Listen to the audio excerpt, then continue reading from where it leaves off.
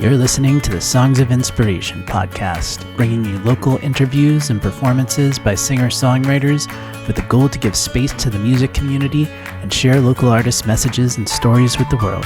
I'm your host, Lars Wickland.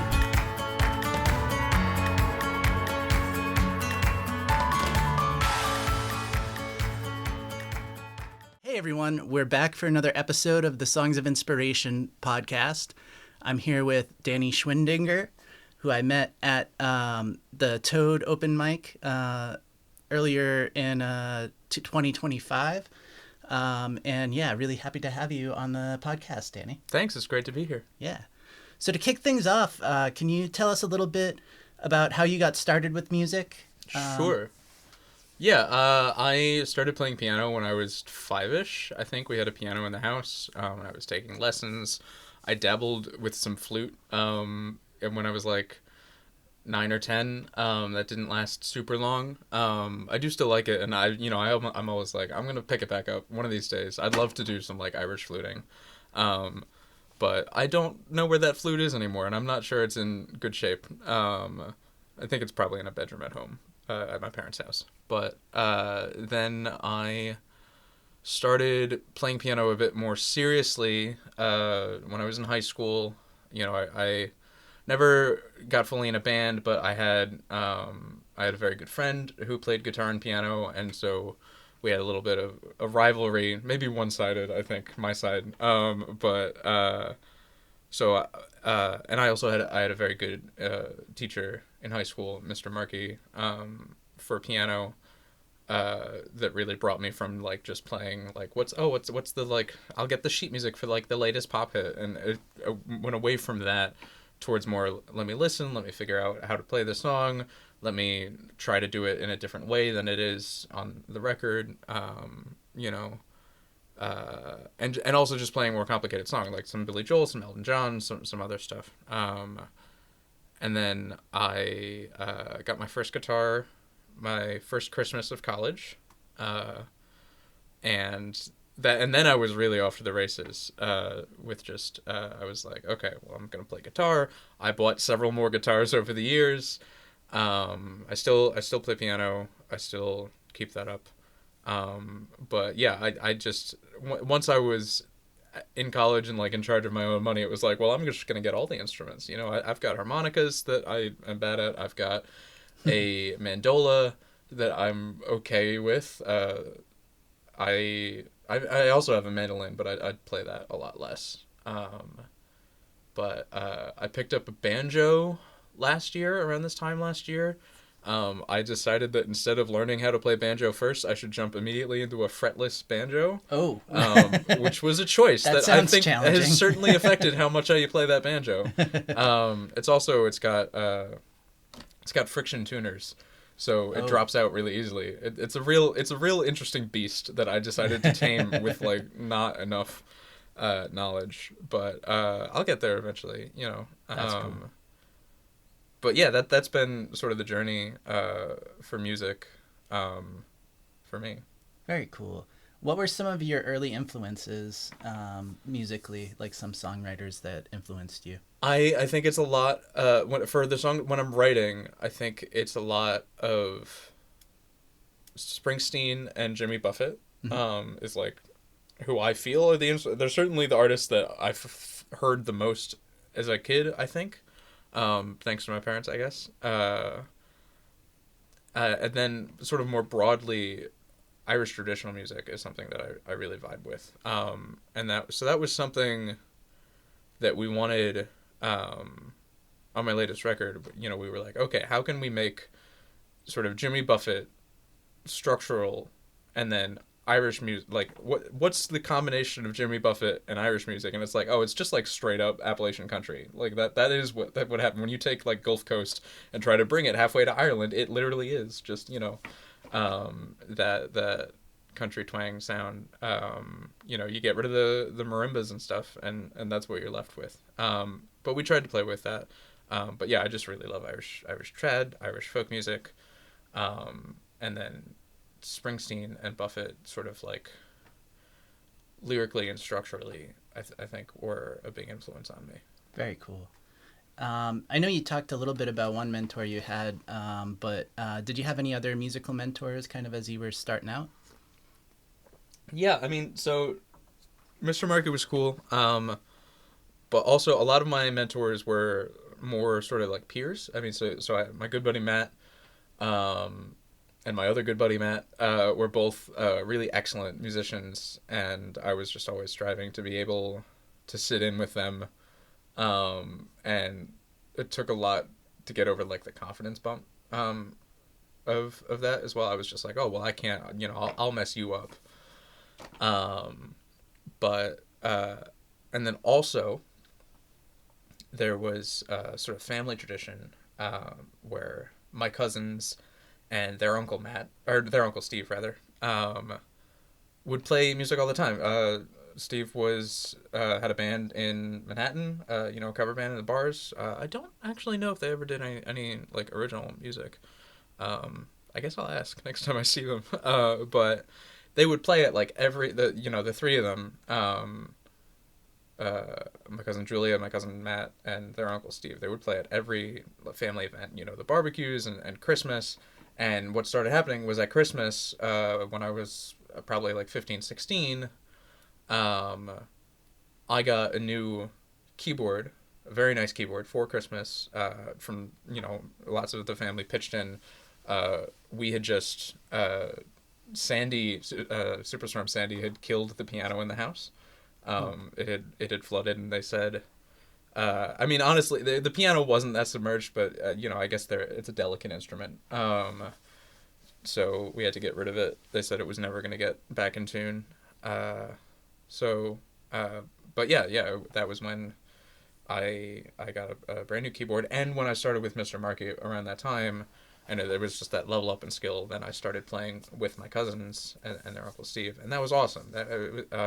I wasn't, they lived in New York, I lived in Jersey. I wasn't there all the time, but it was just really cool to be a part of it when I got to be. Yeah. So they've got like a whole repertoire together that I don't know, but I still get to play with them at Christmas, and That's so cool. Fantastic. Yeah, great to have music in the family. I have Oh, cousins that play as well and stuff, and it's always fun to jam and stuff. Yeah. Yeah, very cool. What do you think are a few elements of a song that really makes it stand out? Like three good elements to any song. Well, dynamic range is a big piece of, I mean, that's classic. Is you gotta if you're starting fast, then you gotta slow down at some point so you can hit them at the end. Or if you're starting slow, then at some point you're just gonna go bigger and bigger. And that's a big piece of it, and that's something that I really like about doing open mics, is that it's like really easy to control the dynamics, because it's just me and the guitar, and I have full control over everything there. But yeah, dynamic range, number one. I will also, personally, I really like just having like full pitch range in a songs. I'm really lucky to have a fairly, wide range. I don't know. I don't know actually what I'm comparing that to. But I like to throw, if the song's higher up, I like to throw in, maybe we'll do a deep word just for a second and just be like, ooh.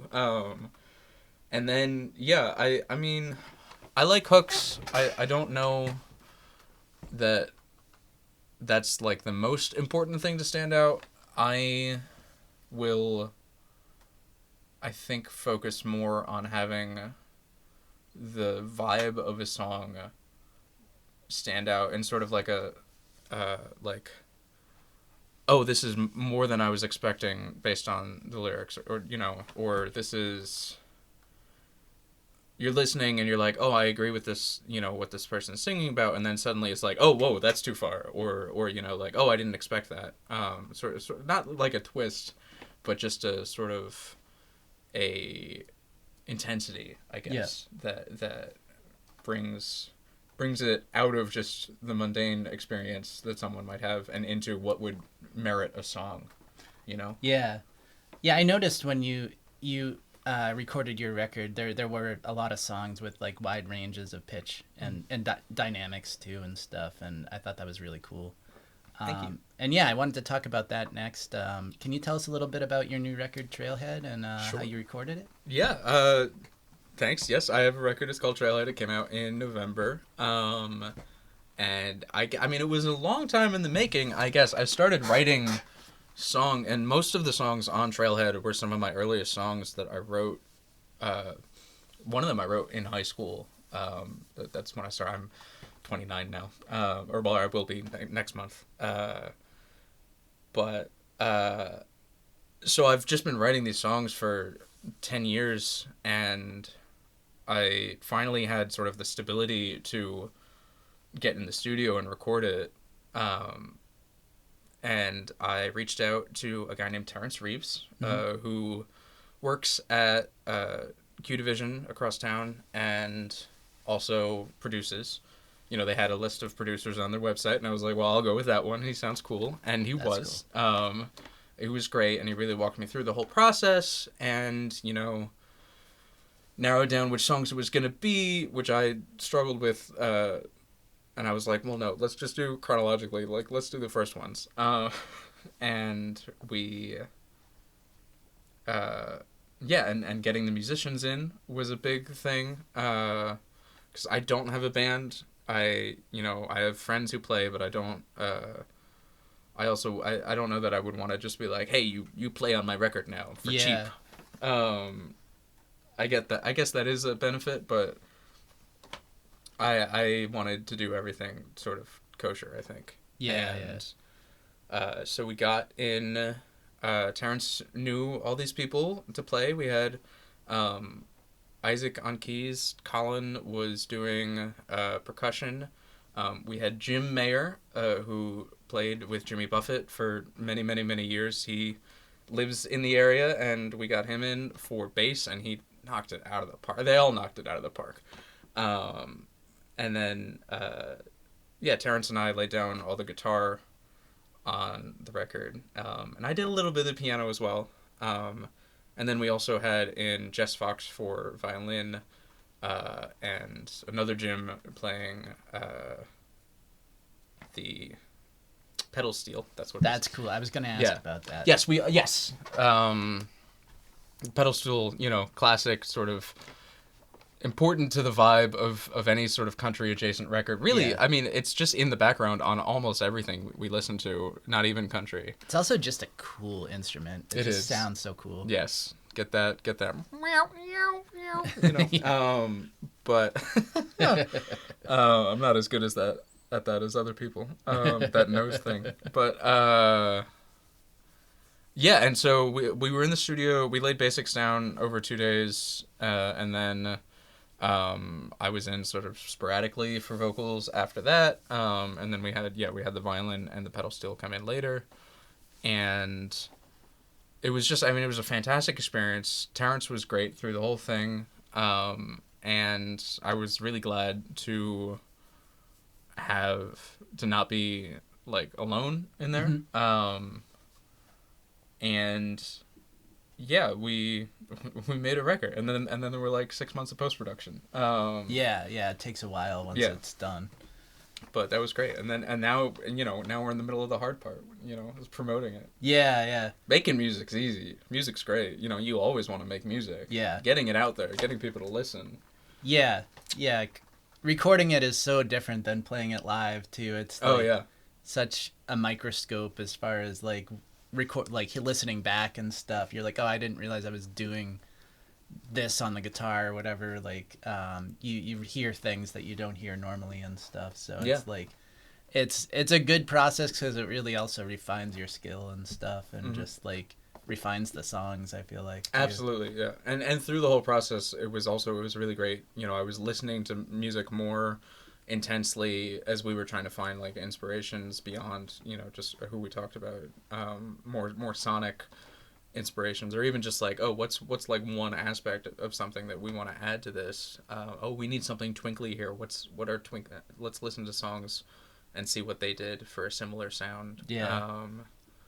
but yeah, just being able to listen to a song now and pick out every single line, every single part, and be like, oh, that's interesting how they did that. That was something that I really enjoyed coming away from that experience with. When you tracked drums, did you track everything like full band live, or did We you... did. So we did drums and bass together, with the demos. Okay. And then, and then keys was the day after, and then everything else was after that. Cool. Yeah, that's a cool foundation, and then you kind of built it. Yeah, I mean, it's an important foundation, you know. Yeah. Very cool.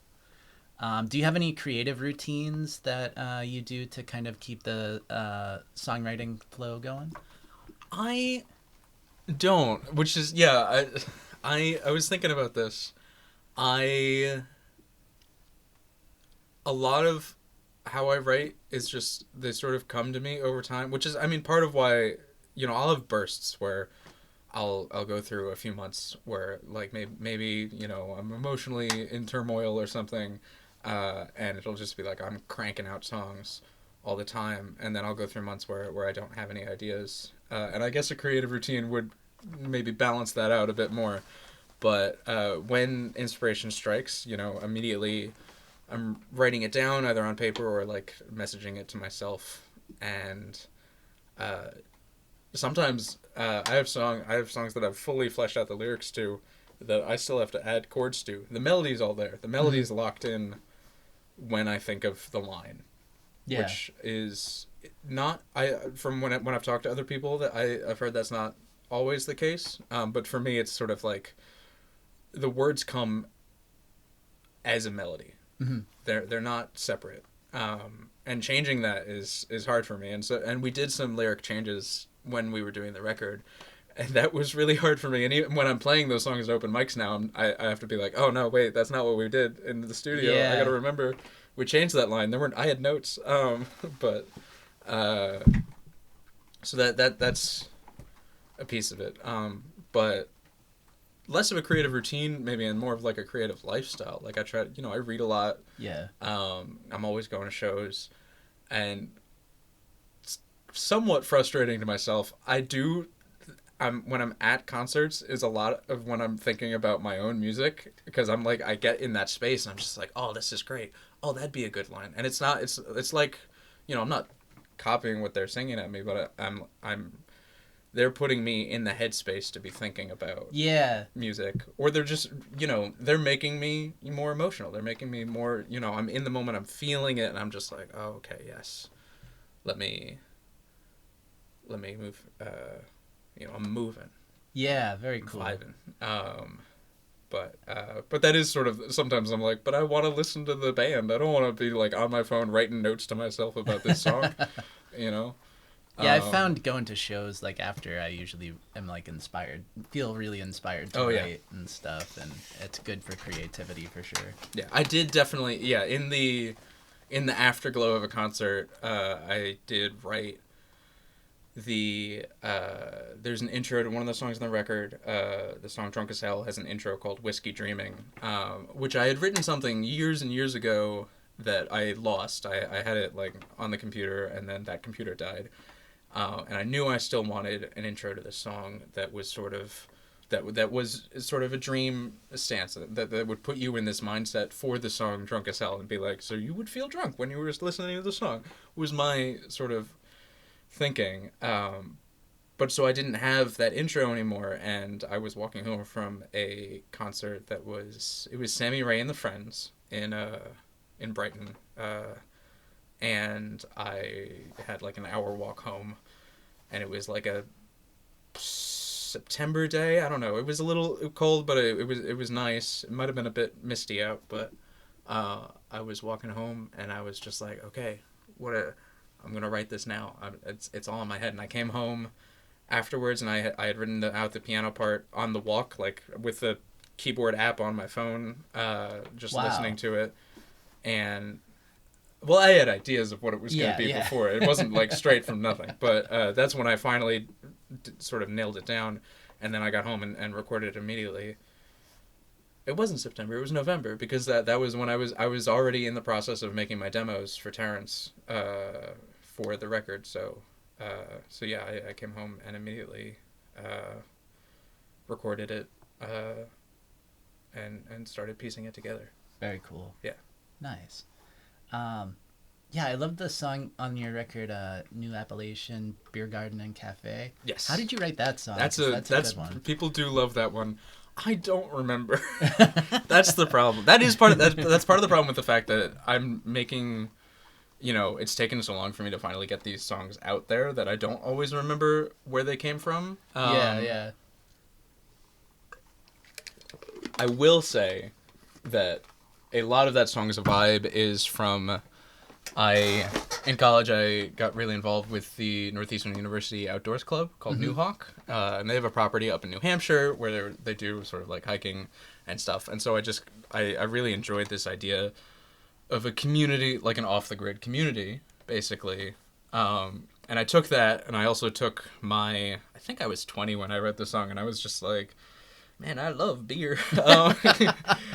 But yeah, I do remember I was living at home at the time. I had taken some time off from school, and I was working at a deli down the shore, and I was missing that space up in the woods and my college friends, and I was missing the freedom.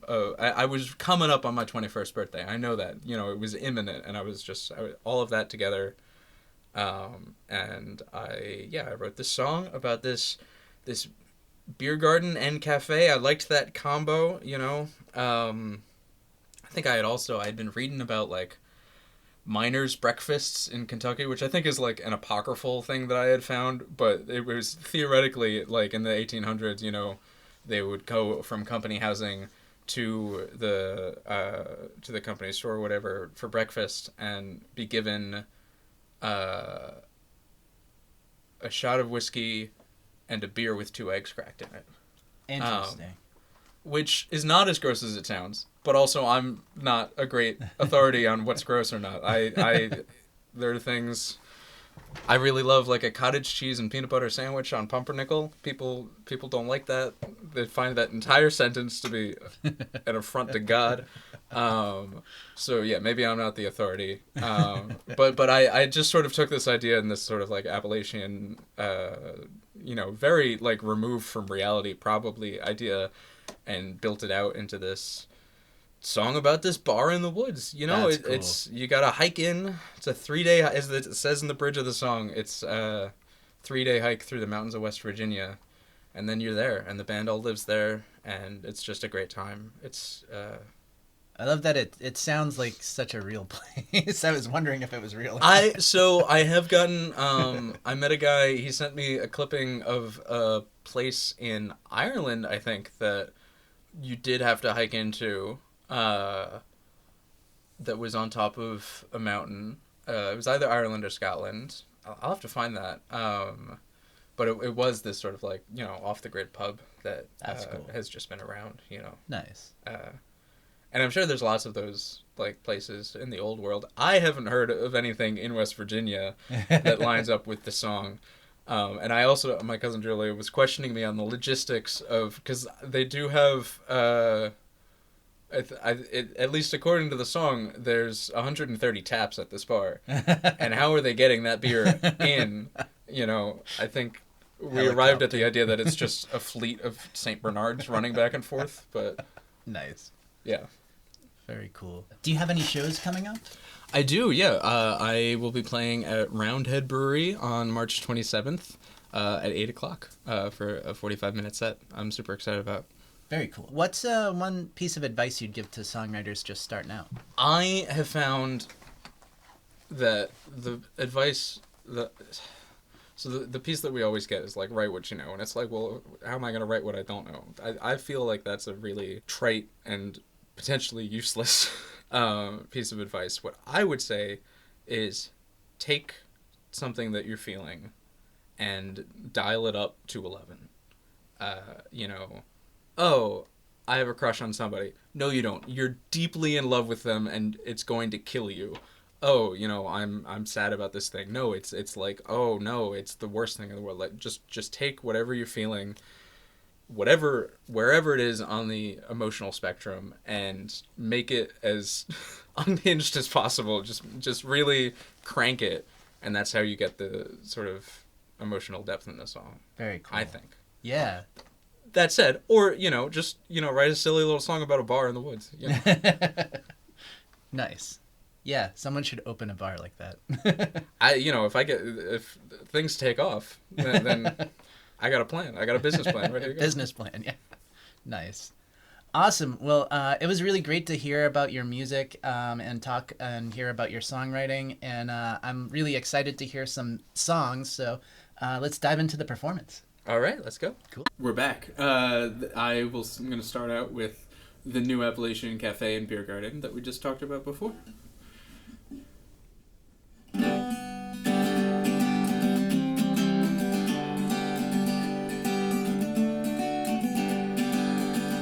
It's the new Appalachian Cafe and Biergarten. Got no doors on there, and just you can all just walk on in. And the band all live upstairs, so they're never far away.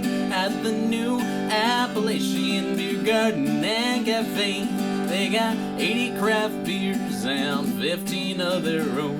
They got 25 imported from wherever you may roam. They've got all your favorite brews and a couple you don't know. You can try them over time, or you can taste them in one go. They call it the Flight of the Angels.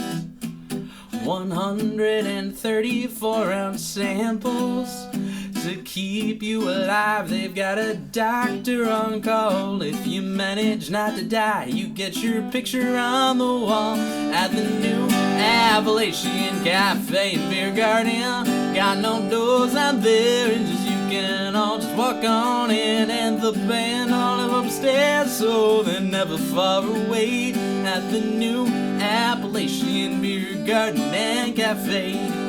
Now Matthew plays the banjo, though he's better on guitar. His brother Johnny plays the drums, and he bangs on them real hard. Mary Ann plays the fiddle soft and slow, fast and sweet. But it's Jimmy O'Brien that the people come to see. His voice is like coal-fired honey, and he looks like he's always out of money. He's got no sense of right and wrong, but he always plays fair when he sings those old folk songs. Everybody stops and stares at the new Appalachian Cafe and Biergarten. Got no doors on there, and just you can all just walk on in. And the band all live upstairs, so they're never far away. At the new Appalachian Biergarten and Cafe.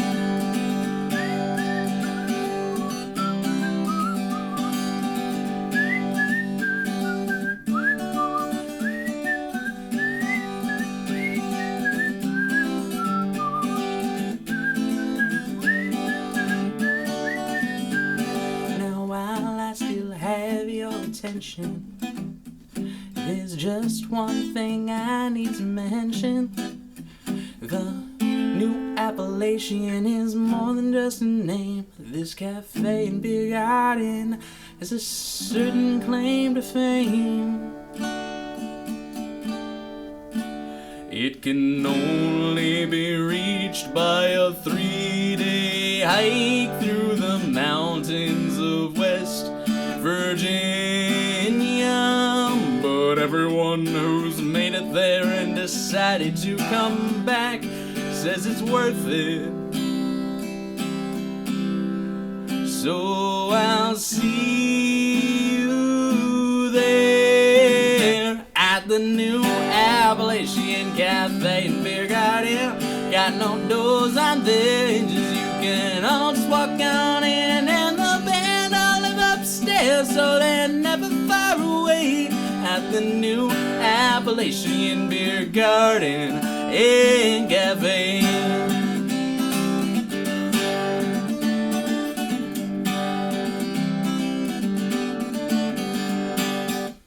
All my friends in the woods love that song. All the granola people. Now I'm gonna. So that was on the new record, the debut record, Trailhead. The other two I'm going to play are not. One of them is from a couple years ago, I think right before the pandemic. We'll get to that in a second, but before that, we'll play a song that I wrote last year or the year before. I had a situationship really that was, off and on a lot, and I wrote this during one of the off bits.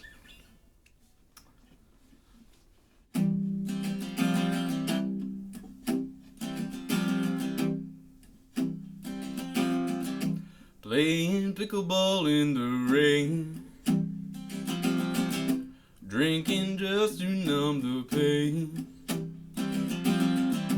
These are the things that I do when you're away. And I know it's not right spending all night staring at your photograph with tears in my eyes.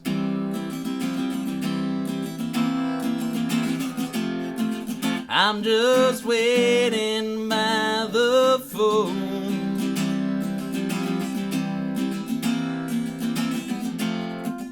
waiting for you to call.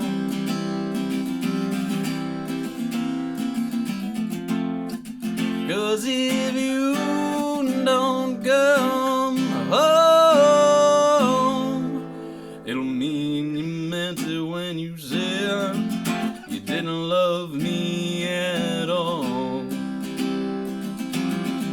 When you said that you were leaving, I didn't believe it. I was sure I'd see you again within a week, but you stuck by your word. I felt so absurd for telling our friends that you'd come crawling back to me.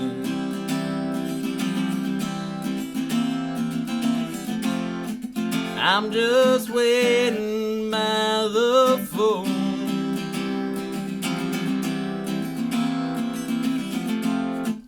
waiting for you to call.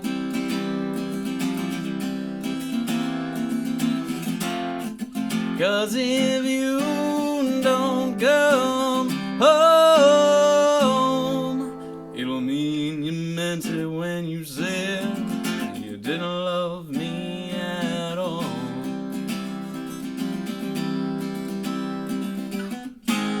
And if that phone call never comes,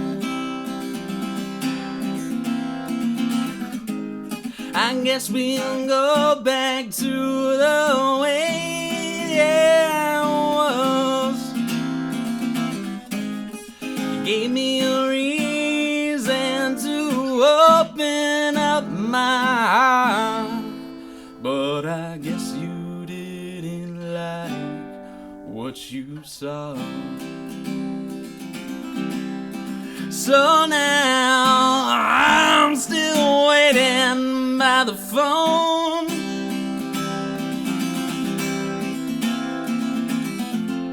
waiting for you to call.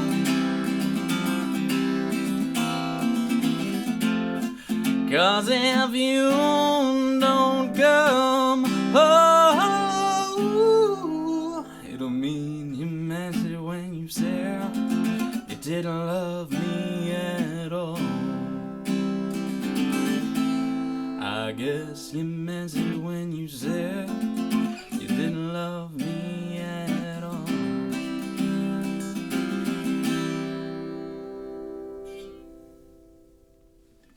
Thanks. That's called that has a name? Oh my god. Oh, it is. It's too early on a Saturday.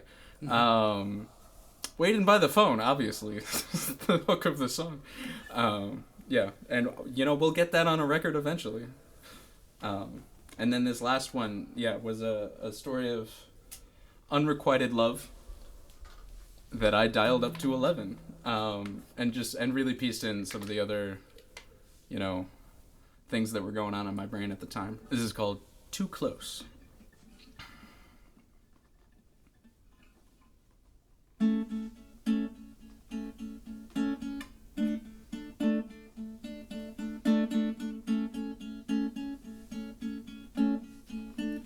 I've got this problem. How can you tell? I'm still head over heels for you. Can't help myself.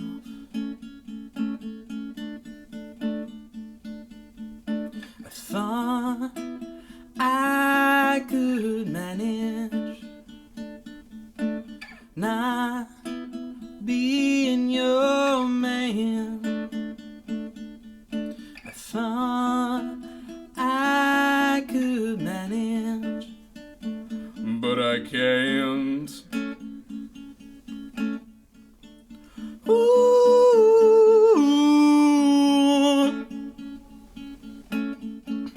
And I've got this addiction to doing whatever you ask. If you told me to bring you the sun, I'd burn the whole world to ash. Oh, I thought I could move past it. I thought I wouldn't be waiting on your next command. I thought I could move past it, but I can't. Ooh.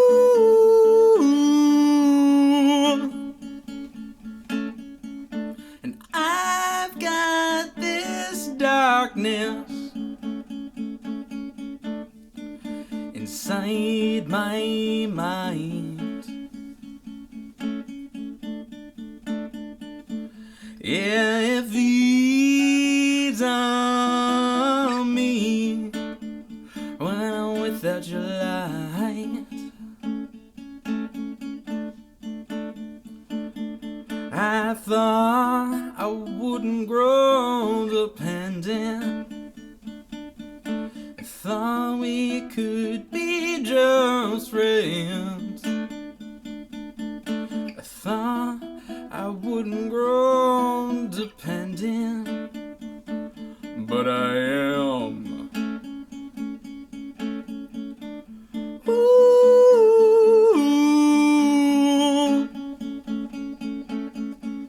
And you are so wonderful. Ooh. I envy the air you breathe. I don't know if you know this, don't know if you know this, but you still bring me down on my knees. Oh,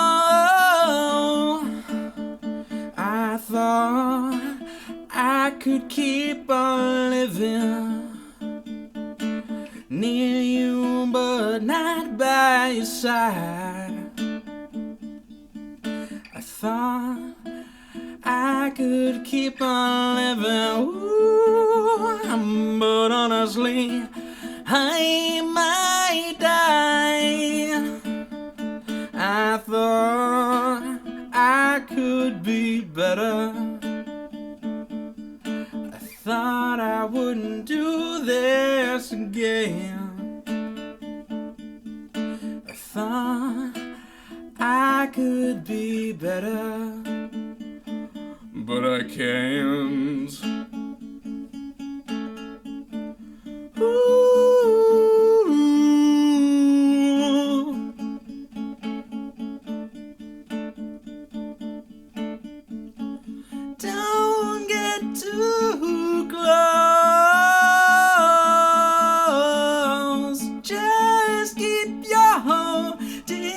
distance.